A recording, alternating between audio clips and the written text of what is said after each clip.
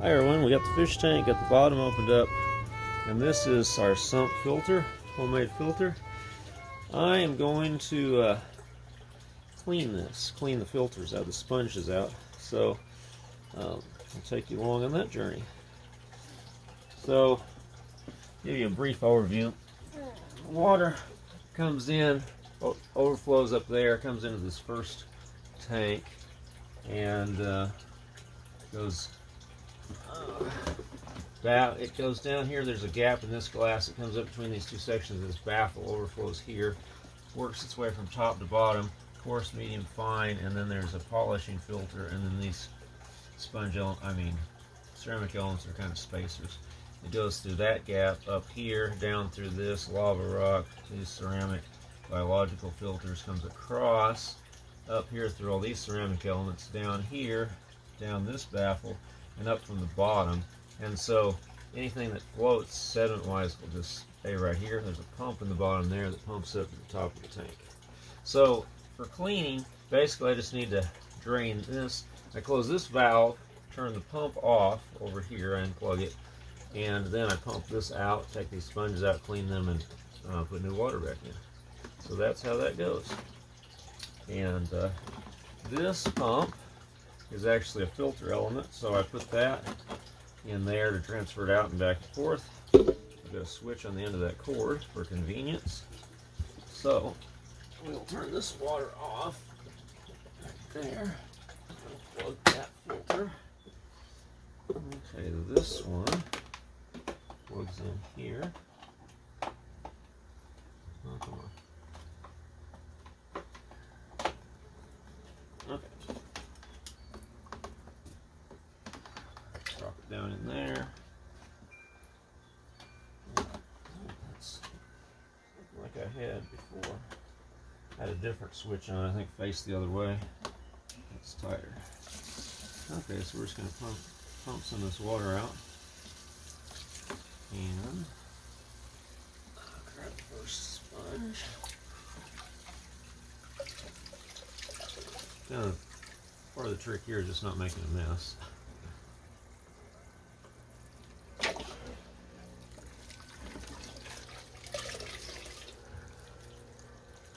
It's easy to get water all over the place, so I'm trying to avoid that. There's the fine sponge. So a bunch of brown water accumulates and stuff in there.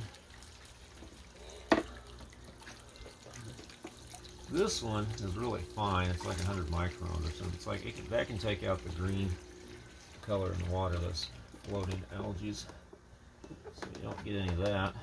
I don't mind some of the bigger algae that the fish will eat, but that little floating, turn the water green stuff. Actually, babies like to eat that too. So depends on what your goal is. Sometimes you have aesthetic goals, and sometimes you got practical goals. Okay, put that off. Put the hose back in there. And I'll take this into the kitchen.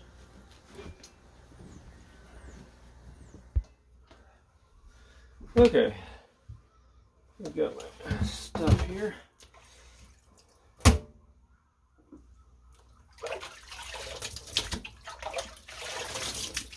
I sometimes dump a bunch of this brown water in the drain, but I try to water plants with it. It's really good fertilizer. Sometimes I dump it outside in the flower beds. Sometimes the house plants get it. I already cleaned the pre-sponge filter and gave that stuff to the house plants, so they got some. I might give it outside. So I'm going to do a first pass. Clean these.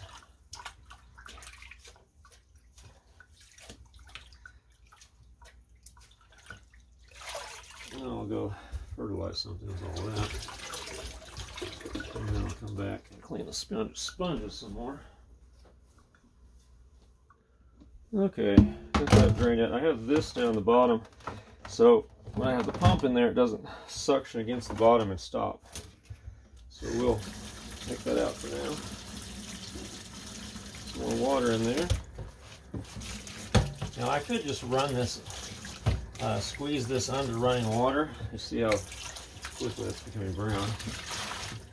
but you have lots of water running off down the drain, and then you don't get to use it for anything. I have done that before, but I've started trying to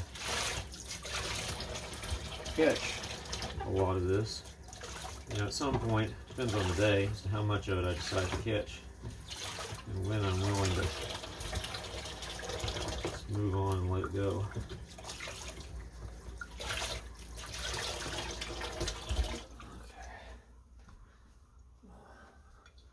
Take that away and I'll be back.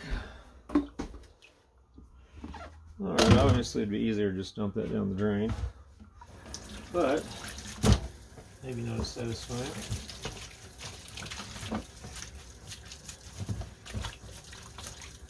If you do any gardening at all, or house plants, or flowers or veggies or anything, you pay for fertilizer.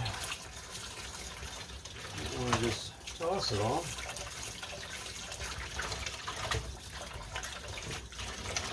Some days I clean these out more thoroughly than others.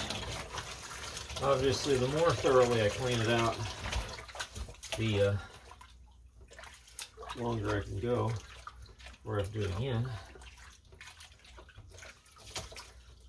Cursory cleaning, I mean it accumulates to a critical level sooner.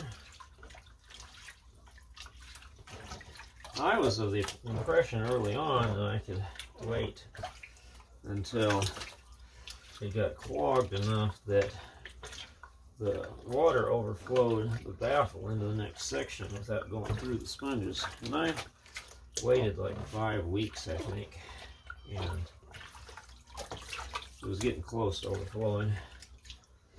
But then the fish started to get sick. I was putting peroxide in the tank, which helps, but it was not making the problem go away. It was kind of a first aid. And cleaned all the filters, and they quickly recovered.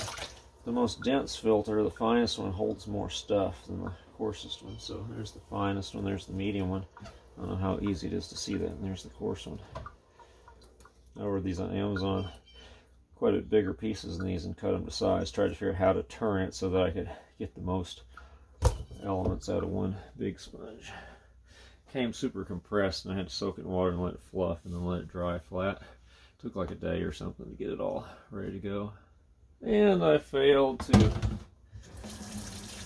take advantage of the situation to show a clock at the beginning and the end of this process. I didn't even look at the time, so it's not very long in between these cuts. I just stopped video and carried this thing out and dumped it on the flower beds outside. Now in the wintertime, it's starting to feel very spring-like now, but in the wintertime,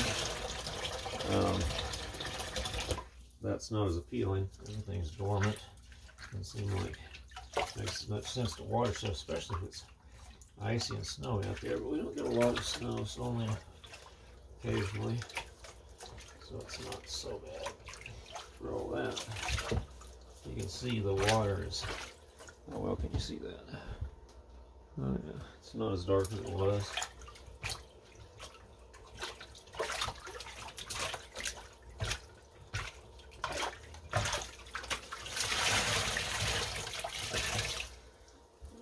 I wasn't going to film this because I was just going to get it done, but then I'm like, I should do a video. Somebody might want to see something. What should I do? I don't know. Like, oh, I'm doing something. I guess I should film it. So yeah, I'd rather not. It's easier not to. I talked to someone who watched the first couple videos and was like, oh, neat. This, you know, it's kind of like keeping fish without doing it. So he was interested in that. So it was, somebody else was telling me that, you know, the mundane stuff like this was probably useful. And how do you do the day-to-day stuff that isn't glamorous and might not be covered as readily? Makes sense. Okay, I'm going to leave. No, I won't. gonna say I could leave this rolling so you know how long. Or maybe I will. No one likes dead time, but I'm gonna go do that. You can see how long it takes for me to.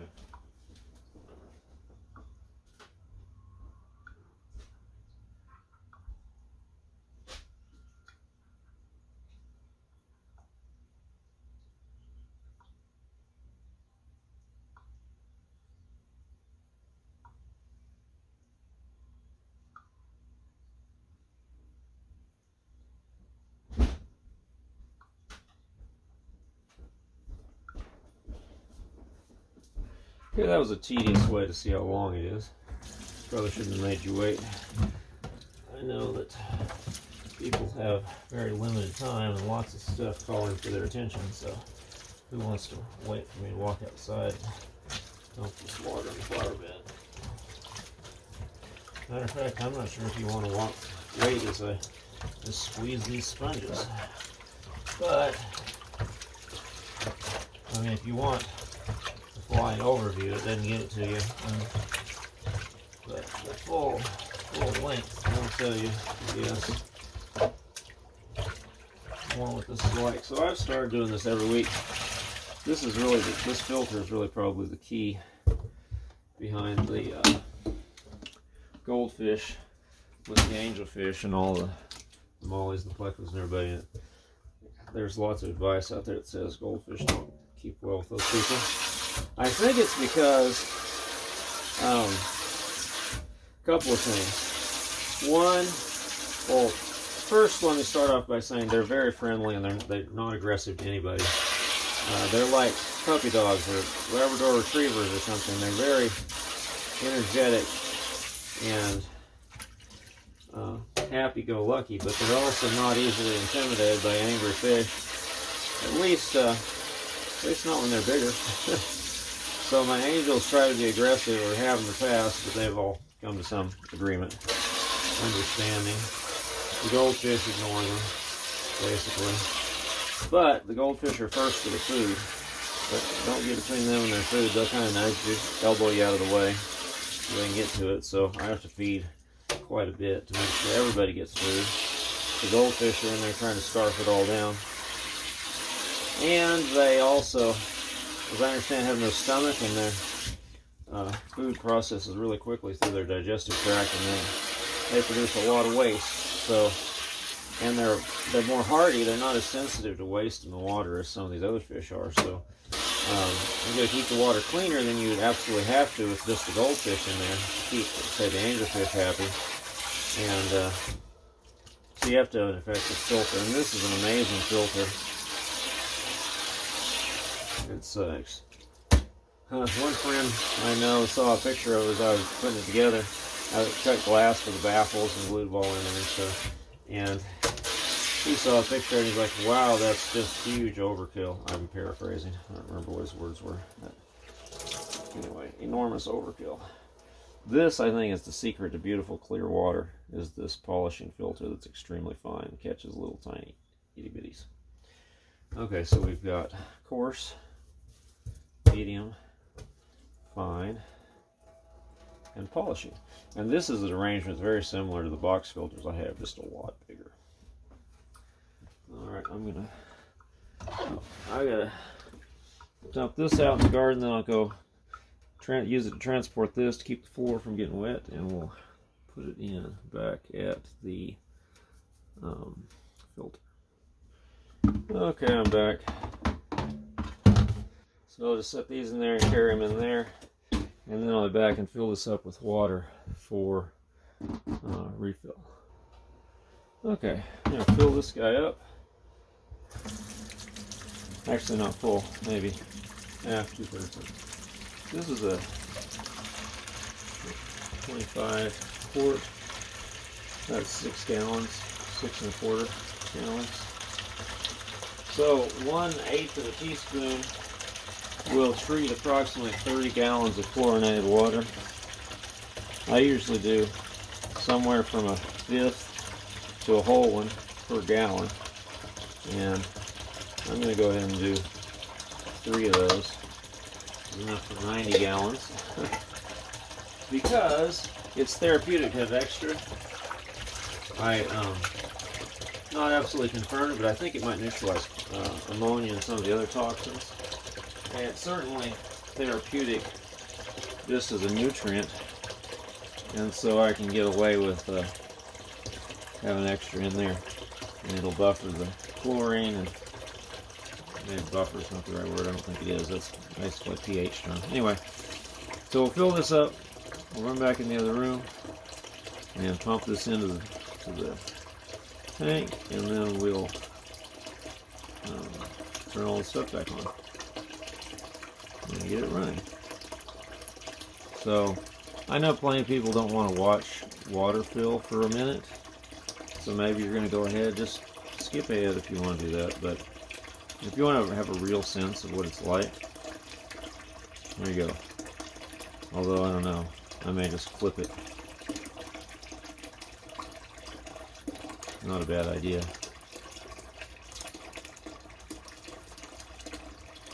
Okay, if I prep more water than just for that one, I could use it to top off some of the other tanks, which I might do.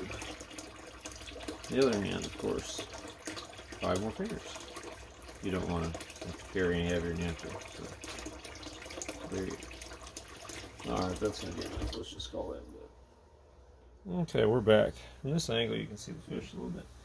You can't see quite as much of what's going on down here, but hopefully enough.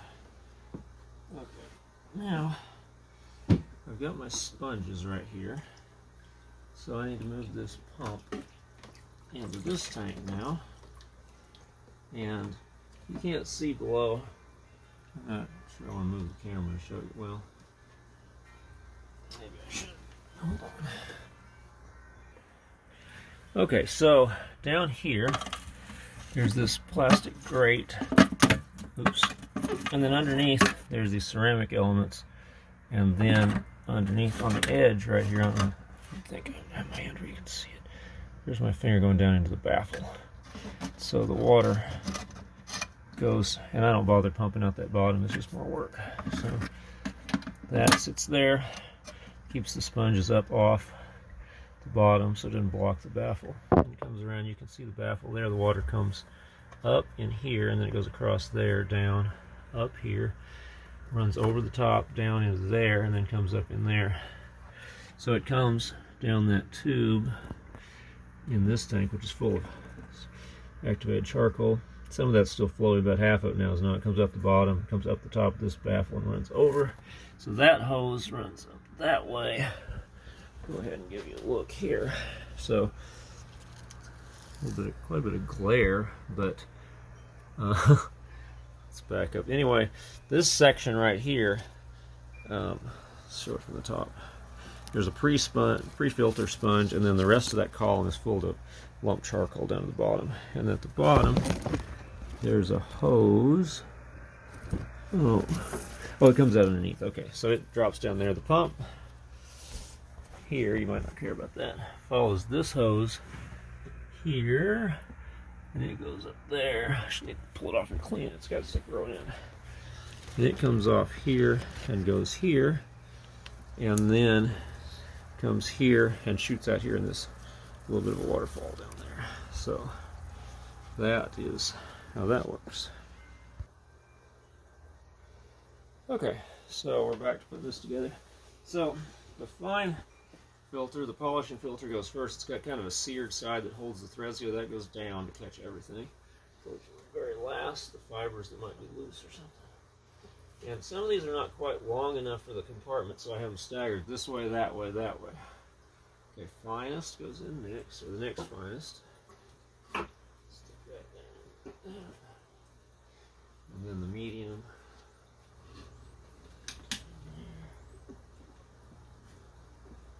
And then of course.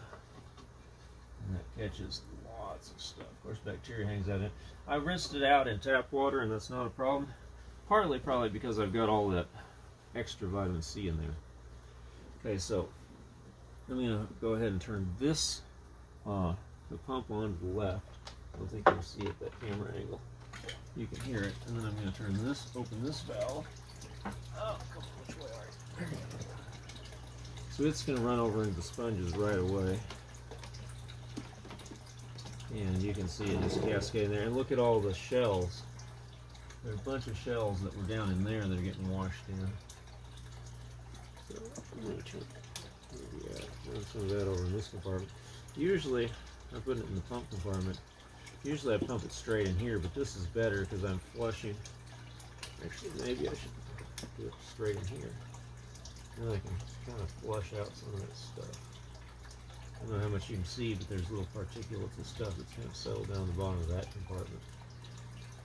Now, if I do it fast in here, sometimes it flushes through stuff into this next compartment. So, it's coming up over here. Now, this pump is running. Actually, that level is dropping because nothing's coming out to refill it. But it's going to hit here where that's going to go away, and it's going to be straight over. You won't see the waterfall drop kind of thing anymore. And now it's filling up over here. That level's rising. You can't see that one bubbling. Okay, so it's now circulating properly. And I might use all that water. I didn't put my little screen in the bottom. Sucking on the bottom of it either.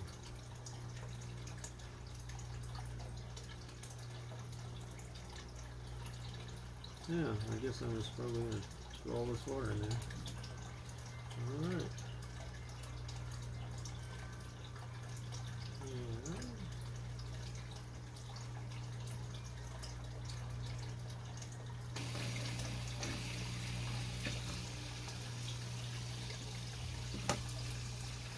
Okay, I think that's all it can pick up, really. So,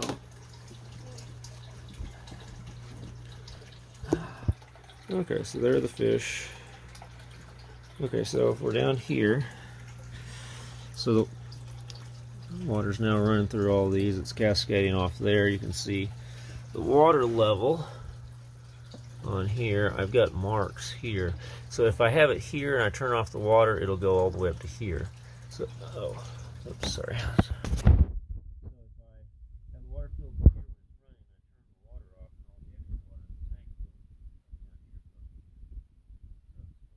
I don't want to flow. The power's out, so I don't want to go a lot up here with nothing there, I suppose.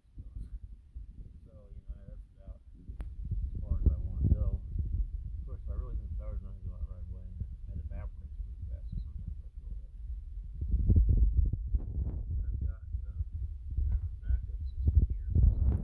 Battery, voltage regulator. So, let me tell it to you correctly. That's a 12-volt power supply over there, which is feeding here. This is a voltage regulator to give what the battery really strictly needs. And that outputs there to this small inverter, and plugged into that is the air pump.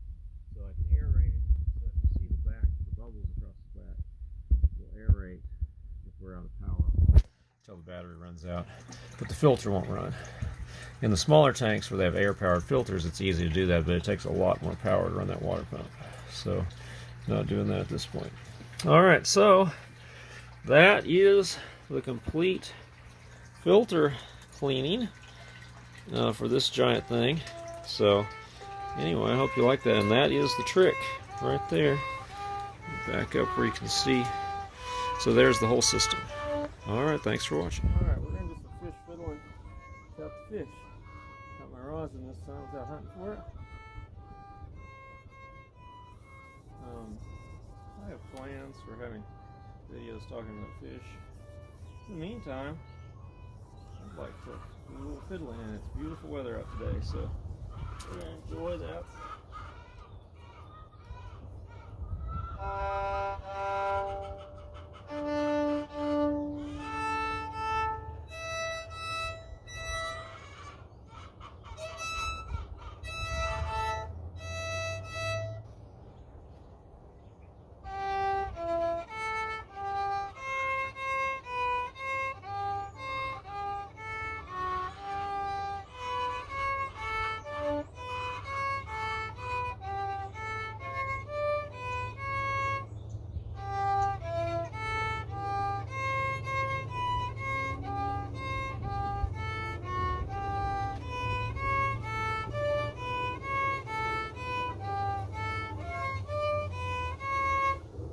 My plan for teaching myself the violin has been to do some every day and do what I want to do, keep me motivated, and do as long or as little as I want.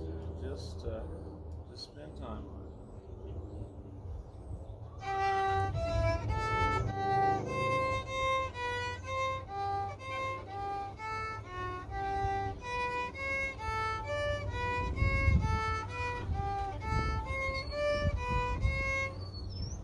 I've selected hymns from my church hymn book that are in the public domain.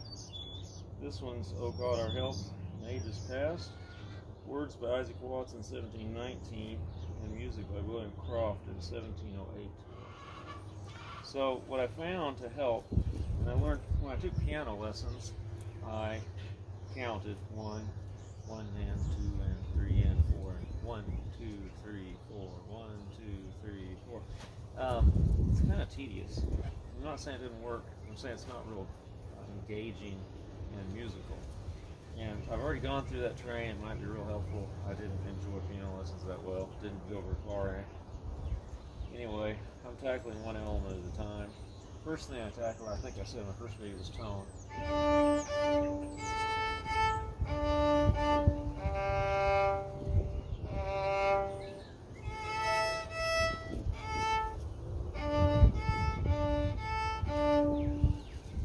And then of course you gotta learn how to do the fingering and all that stuff, and at some point exercises, I want to move on to songs. And then I realized at some point timing is easier if I sing. I was out of key, but I noticed I was coming both closer in key when I did it. So if I go through this, singing it, it seems like it's easier to get the timing right. I don't go so fast. Oh God, our help in ages past, our hope for years to come, our shelter